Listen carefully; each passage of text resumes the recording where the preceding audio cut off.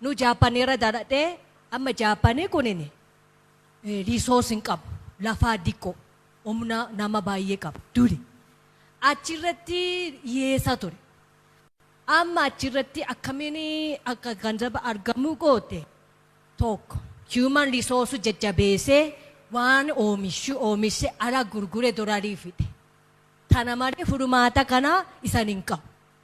Amma kanarratti yaadattee waan afuriin suni tokko education lammaffaa gabayaa laalu kuni fedhiin gabayaan kuni maantu jira. Yoo isaan oomishe jette eessa gurgurtan kakaleefu jette. Sadaffaa administrationii waan fakkeenya export import kuni oomisha kamiyyuu akka bilisa kennu amma control baay'een godhini akka bilisummaa kennite akka deemee hojjechiisu oomisha hojjechiiste bareeda fakkaata. Afuraffaa natural resource cultural resource akkamiin kana nu biratti yaadachuu qabda. Fakkeenya amma Arsii qamadii gurguraa jira export akkasiini.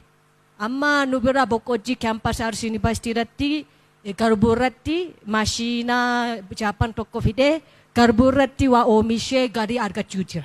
Gogaa farda akka aadaa Oromoo keessa farda akka fayyadamu jirtu.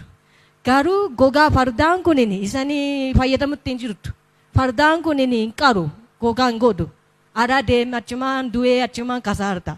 Garuu yoo gogaa sirriitti addunyaa akkuma gadi qaba. Kuni fakkeenya kuni gogaan kuni booyyee Jaapanitti oomisha.